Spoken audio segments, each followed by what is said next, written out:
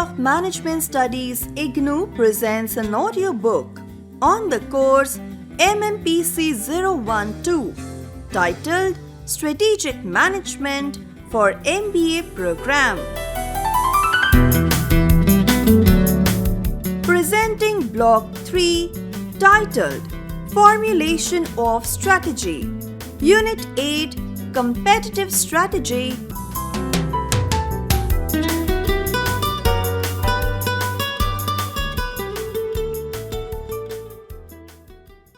Objectives. After reading this unit, you should be able to understand the process of formulating a competitive strategy, concept of competitor analysis, competitive moves made by the organization, various dimensions of competitive strategy, and competitive strategies in different types of industries.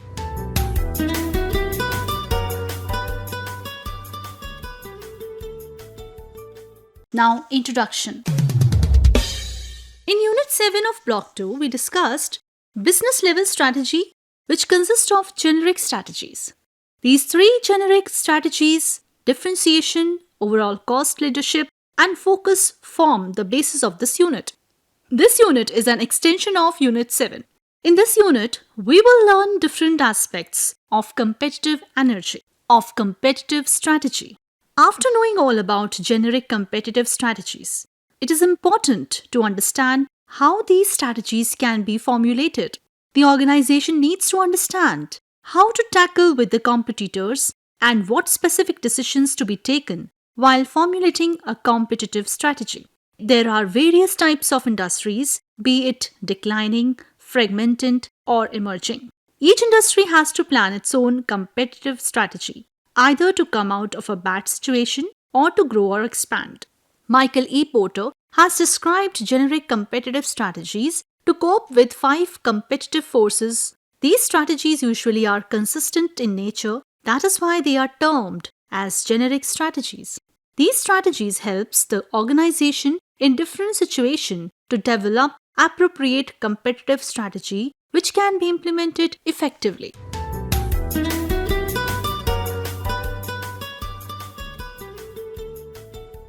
Formulation of competitive strategy. Any organization in any type of industry has a competitive strategy. This may be explicit or implicit in nature. If it is explicit, then it is developed through a planning process taking into account the external environment. And if it is implicit, then it is developed through the activities of different functional units. In the present context, the combination of the explicit and implicit strategies can be the best option as it gives the direction to the organization to achieve its set objectives. Developing a competitive strategy is technically developing a formula for success. It should answer the following questions. What are the goals, ends of the organization? What are the policies, means to achieve these goals? This is a classical approach to formulate a strategy, but is still relevant in formulating any kind of strategy. An organization must take into consideration 4 factors to develop realistic competitive strategy. Consistency testing. It is necessary for an organization to test for consistency of the competitive strategy, taking into consideration 4 important variables. These are internal consistency, environmental fit, resource fit, implementation. Now there are certain parameters which needs to be checked for all the variables. These are as follows. Internal consistency, realistic goals, key operating policies in sync or alignment with the goals, key operating policies in sync with each other, environmental fit, capitalization of industry opportunities as per the goals and the policies, goals and policies deals with industry threats, timing of the goals and policies with respect to the environmental changes, goals and policies respond to societal expectations. Resource fit. Goals and policies match the available resources. Goals and policies adaptable to change. Implementation. Well-designed goals which can be implemented. Alignment of goals and policies with that of the core values. Sufficient managerial capability for effective implementation. The above considerations help in formulating an effective competitive strategy. The organization needs to then follow the process of formulating a strategy.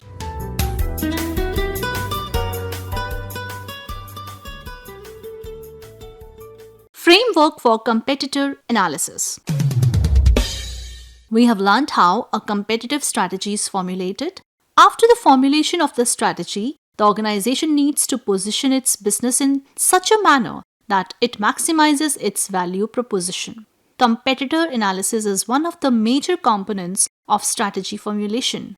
Therefore, it is important for organization to perform a competitor analysis. There are 4 components which needs to be covered in a competitor analysis. These are future goals, current strategy, assumptions, capabilities. An organization should analyze both the existing as well as the potential competitors.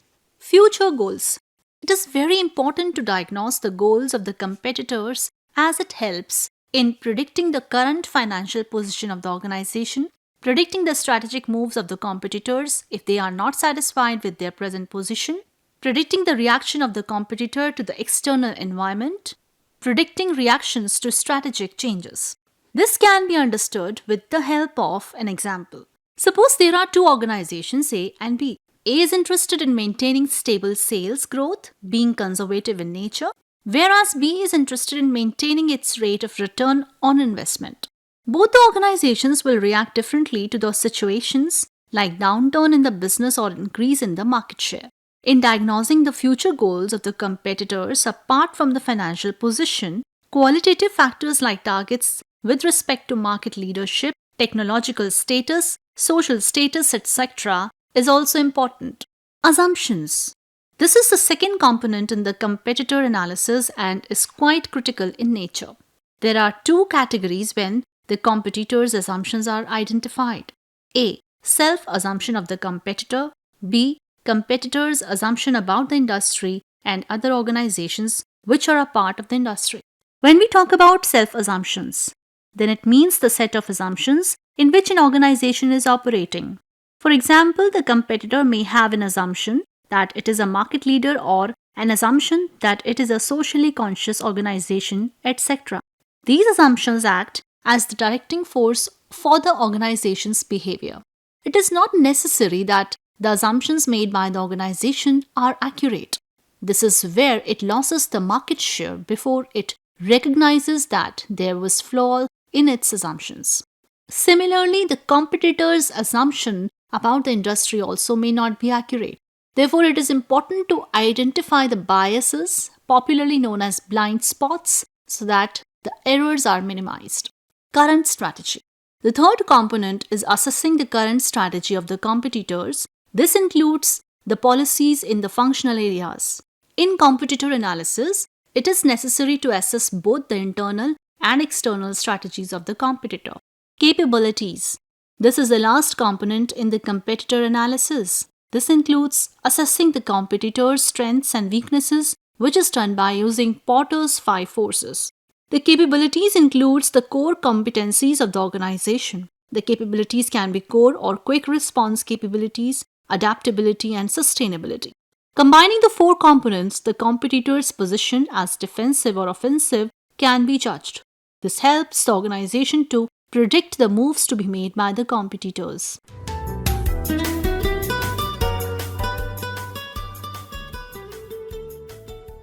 Competitive moves. As we have learned that in competitors analysis, the organization can predict whether the competitor is going to make offensive or defensive move. This is basically due to the instability in the industry. When we discuss competitive moves, this means that there are situations where the organizations compete against or with each other. Competitive moves can be classified as follows: cooperative or non-threatening moves and threatening moves. Now, let us discuss these in detail. Cooperative or non-threatening moves. As the name suggests, these are the moves which do not threaten the competitors. The categories of such types of moves are improving the position of the organization along with the position of the competitors even if they are not at par. Improving the position of the organization along with the position of the competitors only if a significant number match. Improving the position of the organization as the competitors are not able to match with them. Moves are made to be non-threatening when competitors are not aware of the adjustments made by the organization. Competitors are not at all concerned due to their own assumptions. Performance of the competitors is impaired due to their own assumptions. Threatening moves. There are certain moves which may threaten the competitors. The key to such type of move is predicting and influencing retaliation. Retaliation can be fast or slow, effective or ineffective, tough or soft. Based on the kind of retaliation, the move can be adjudged as highly threatening or it may be mild. Non-threatening moves can be termed as defensive competitors' moves, whereas threatening moves can be termed as offensive competitive moves.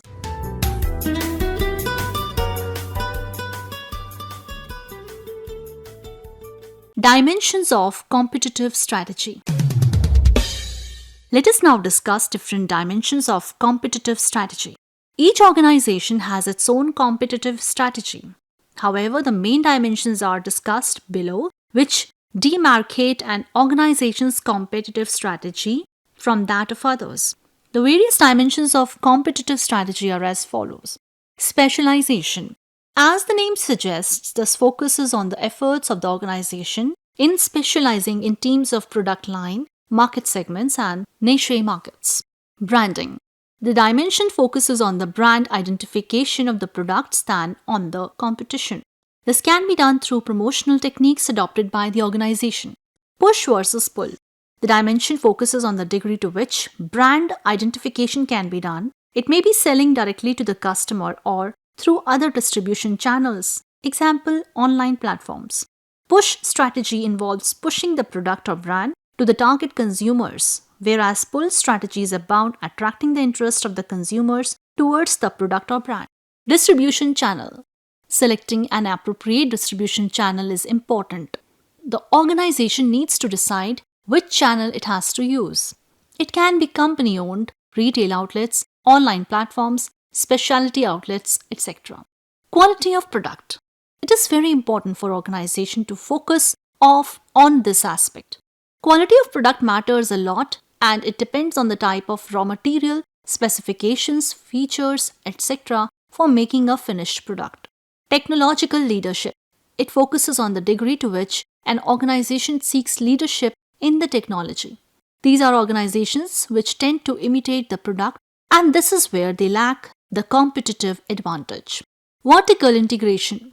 This explains the degree to which the organization follows forward and backward integration.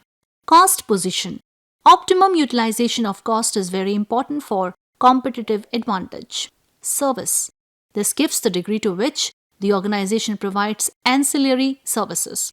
This may be in the form of in-house service network, credit, after-sales service, etc. Pricing policy. This is one of the important dimensions as it describes the price position of the organization in the market.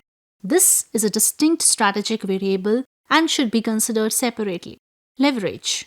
This is the financial as well as operating leverage of the organization. Relationship of strategic business unit SBU with the parent organization. This is important as a SBU can be a part of a major conglomerate and its relationship with the parent organization will have an impact on the objectives, resources available, etc. of the SBU. The scope of strategic differences with respect to these dimensions depends on the nature of the industry. All the strategic dimensions are related. For example, an organization with a relative low price has a low cost position and may not have a superior product quality. The organization can become low cost only if it has a high degree of vertical integration. This example shows that strategic dimensions for a specific organization forms a consistent set internally.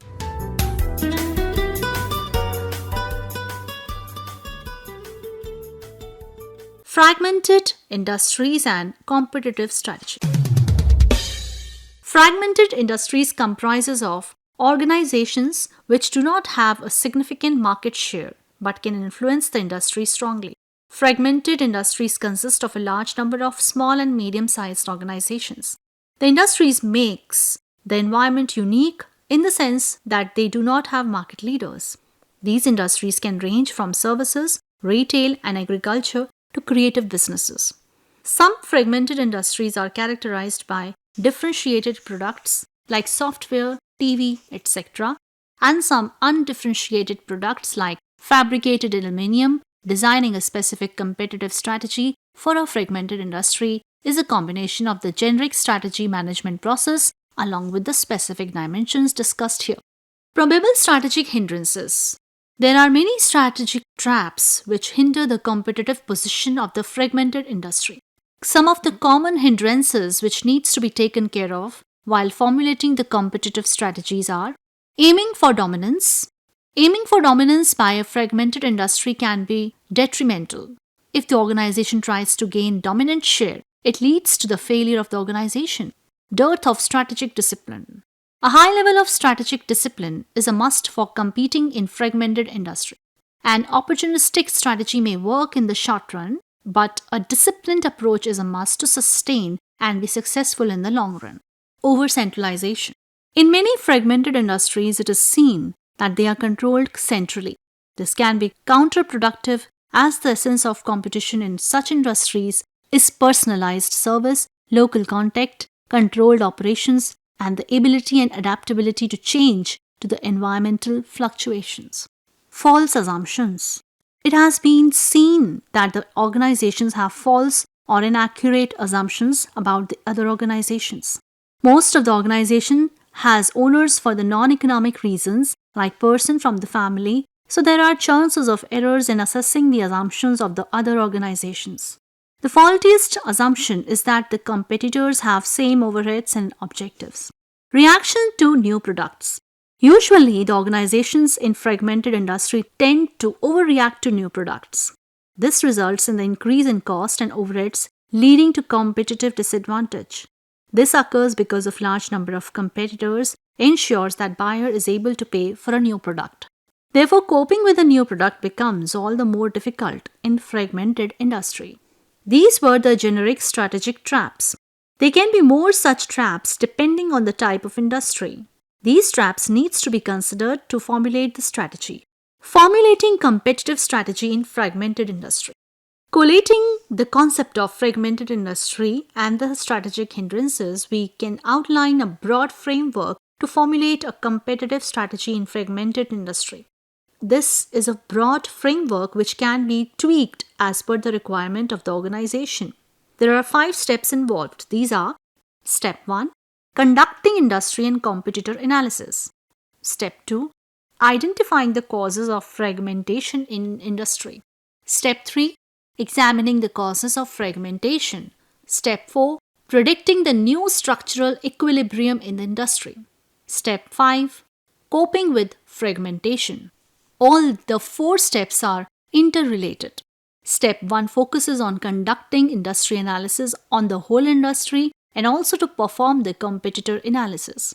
This will help the organization to identify the sources of the competitive forces in the industry and the standing of the competitors in the industry. Step 2 focuses on identifying the reasons which made the industry fragmented. It is important to have a list of all the reasons and assess their relationship with the economies of the industry. Step 3 focuses on investigating the causes of industry fragmentation with respect to industry and competitor analysis. This will help the organization to assess whether these causes can be overcome, say by innovation or strategic change. Step 4 depends on the previous 3 steps.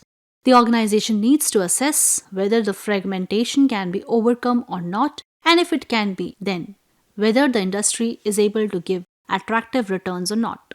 The organization needs to predict a new structural equilibrium. Step 5 deals with coping the fragmentation in case the fragmentation is inevitable. In this step, the organization needs to select the best alternative which can be used to cope with the fragmented structure. Though this can be an ideal competitive strategy for fragmented industry, but it can be applicable to overcome the fragmentation and develop competitive advantage.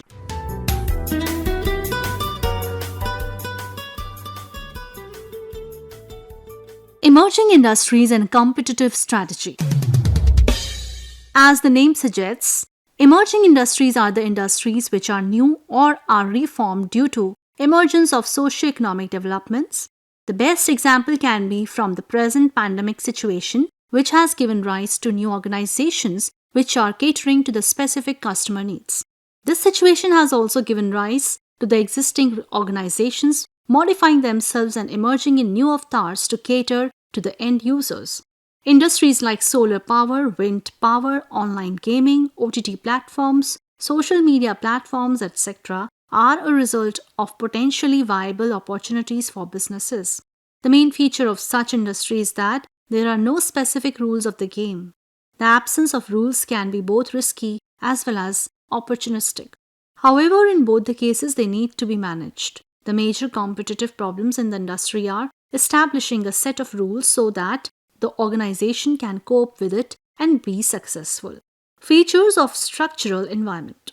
Each industry may have its own structure, but there are some common factors which identify the industry in their emerging stage of development.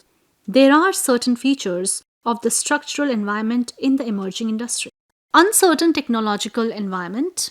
In an emerging industry, there is a lot of technological uncertainty.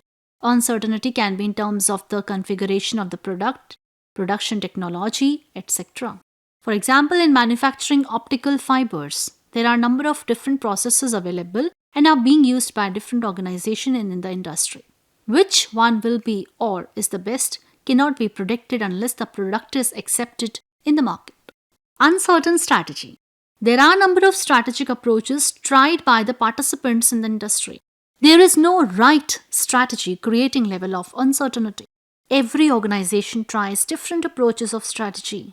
For example, organizations manufacturing solar heating panels use different approaches with respect to supply chain, market segmentation, etc., as the organizations are not much aware of the competitors, customer perception, and industry conditions in the emerging phase.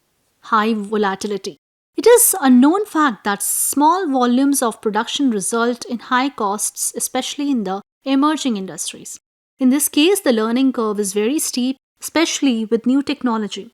Initially, the steep learning curve results in high cost, but as the productivity increases, these costs decline at a very high proportional rate. The decline in cost is even more if the learning is combined with increasing opportunities. This situation results in an unbalanced situation. Nascent organizations and spin-offs. As discussed earlier, the emerging phase has more proportion of newly formed organizations.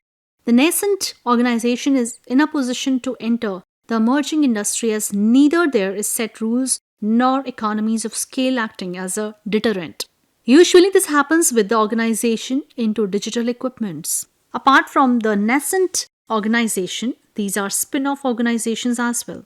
Majority of these are the organizations created by employees by leaving their parent organization. Spin-offs occur due to perceived opportunity, rewards of equity participation, fluid technology, and strategy and creativity. First-time buyers. Usually in the emerging industry, the buyers of the product are first-time buyers. The organizations try to use specific marketing tactics to influence the buyers to buy new products. For example, the organizations manufacturing solar heating panels try to convince the homeowners and home buyers convincing about the sustainability of the product. Shorter time period. The time period to take the end product to reach to the customers to meet the demand is very short. This makes the organization to act fast using conventional wisdom. Subsidy. There may be subsidies in many emerging industries, especially those are coming up with new technology or addressing the social concerns. Solar heating panels are a very good example where the subsidy is being provided by government and also the startups with innovative and indigenous ideas are being given subsidy. From the strategic point of view, subsidies may cause instability to the industries. Formulating competitive strategy. Now, we know the structural environment of emerging industries. It is important for organizations to cope with the uncertainty and risk associated with the environment. This can be done by making certain strategic choices. The positive aspect of uncertainty is that there is more freedom to make good strategic choices. The following strategic choices can be made to formulate the competitive strategy. Shaping industry structure. The organization can give a shape to the industry structure by setting the rules of the game. This can be done by making appropriate strategic choices. It can be done in the areas of pricing, marketing, etc. Externalities. A major strategic issue in the industry is the dependence on the external environment. The organization needs to strike a balance between the industry advocacies at the same time pursuing its own interests. Therefore, the organization should promote standardization, police substandard quality, and attract five-time buyers. Changing role of supply chain. The organizations should be ready for a probable shift in the orientation of its suppliers and distribution channels. Since the supply chain is dependent on the industry conditions, the organization should adapt to the changing conditions. For example, distribution channels may become more proactive to invest in advertising, etc. If the organization is ready to change, then it can exploit such opportunities to give itself a strategic leverage. Shift to mobility barriers. The common barriers in emerging technology can be proprietary technology, access to raw materials and distribution channel, cost advantage due to experience curve, risk. The organization should be prepared to defend itself and try to avoid these barriers. This will involve high level of commitment of capital. The organization should be prepared against integration and secure supplies and markets. Entry timing. The timing to enter the emerging industry should be appropriate. Early entry involves risk but can have low entry barriers and can give higher returns. Tactical moves. The organization planning to enter the emerging industry should make some tactical moves. These can be committing the suppliers of raw material, and early financing can help lower the cost of capital. In the emerging industry, the organizations tend to grow rapidly and gain profits, but the decision for the organization to enter the industry should be based on the proper structural analysis.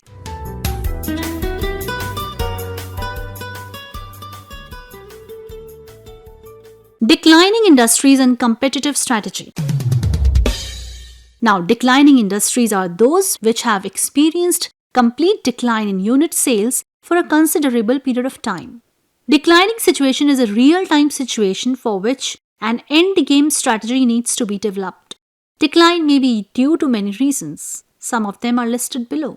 Low economic growth, rapid cost inflation, rapid technological advancements. Declining industry is characterized by low or declining markets, trimming product line, lack of R&D, and no promotional policy leading to reducing competitors. The accepted role for formulating a strategy for declining industry is the harvest strategy, which focuses on putting an end to the investment, trying to generate maximum cash flow from the business, and then going for de-investment. However, when the nature of competition is studied in declining industry, it is quite complex as the industries differ in which they respond. Some industries exit gracefully and some enter into complexities. It is therefore important to understand the structured environment of declining industry. This can be done by understanding the determinants of competition in decline phase. Determinants of competition in decline phase. The determinants which have a major impact on the declining industry can be generalized as follows. Uncertainty, declining pattern, pockets of demand, reasons for decline, exit barriers, rivals, or volatility. Uncertainty. This is one of the major factors which affect the end game competition. It determines the degree of uncertainty which is perceived by the competitors about the demand, that whether demand will continue to decline or not. Organizations may differ in their perceptions regarding future demand. Some may visualize that the demand will increase and such organizations tends to continue. Some organization may not think so and may take the decision to exit. The stronger is the organization's position and higher the exit barriers, the future positioning of the organization seems to be quite optimistic. The demand pockets are the areas where the demand still exists in declining industry. The demand pockets play an important role in determining the profitability of the competitors who are left in the business. Reasons for decline. There can be many reasons for decline and they have an impact on competition during the decline phase. These factors can be substituting technology, demographics, shifts in customer perception, etc. The reasons for decline provide a clue for the probable degree of uncertainty organizations perceive about the future demand. Exit barriers. The capacity in which the organization lives is quite crucial to competition in declining industries. The exit barriers force the organizations to keep competing in the declining industry. The higher the exit barrier, higher is the inhospitability in the industry. Rivals volatility. As the sales decline, there can be a situation of price warfare among the competitors. This price war arises because the product is perceived as commodity, fixed costs tend to rise, and organizations get stuck due to exit barriers and uncertainty. The determinants discussed above give an idea regarding the position of the competitors in the decline phase. Keeping these determinants into consideration, strategic alternatives in decline phase are discussed below. Usually, strategy during decline revolves around harvest strategy, but there can be other probable alternatives, though it is not necessary that all the alternatives are viable. There can be 4 basic approaches to develop a competitive strategy in decline. These are leadership strategy, niche strategy, harvest strategy, quick de-investment strategy. Strategic choice in decline. Choosing a right strategy in declining industry depends on the requirement of the organization with the relative position of the organization. Organizations situated differently will have different optimal strategies in decline phase. Leadership or niche. This alternative is available when the industry structure is favorable to hospitable decline phase. This is the result of low uncertainty, less exit barriers, etc. Niche or harvest. This strategic alternative is available when the industry is not favorable to decline. This may be due to high exit barriers for competitors leading to volatile endgame rivalry. Harvest or quick divestment. This strategic position arises due to organizations' needs to remain in the business. In this case, the organization should assess its strategic needs and match with the industry structure to determine appropriate strategy. To conclude, we can say that it is important for organization to perform a thorough internal analysis and then match it with external analysis and try to improve its position in the decline phase.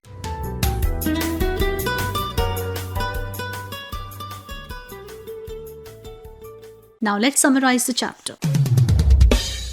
Competition has always been the focal point of every organization. Each organization, whether it is an old organization or a new one or a startup, has a one-point agenda, and that is how to be successful. In Unit 5 of Block 2, we have discussed the 3 generic competitive strategies: overall lost leadership, differentiation, and focus. These 3 strategies build a background for framing the competitive strategy for an organization. In this unit, we discuss the formulation part of competitive strategy and how to perform a competitor analysis. The wheel of competitive strategy gives an idea to the classical approach to strategy. It is important to note here that competitive strategy is different for different organizations.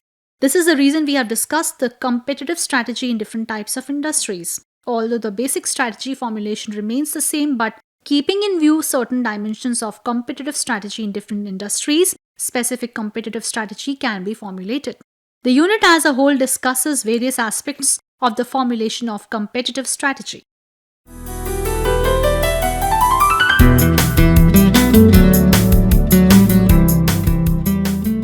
We were listening to the audiobook by the School of Management Studies IGNOU for MBA program.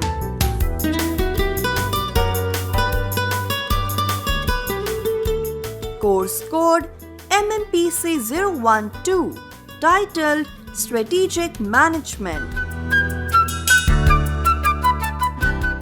Course coordinator Professor Neeti Agrawal. Voiceover by Chitra Gaur. Edited by Ashok Sharma. Program assisted by Tarannum Jahan. Program produced by Dr. Manoj Kumar Singh. This program was brought to you by Electronic Media Production Center of Indira Gandhi National Open University.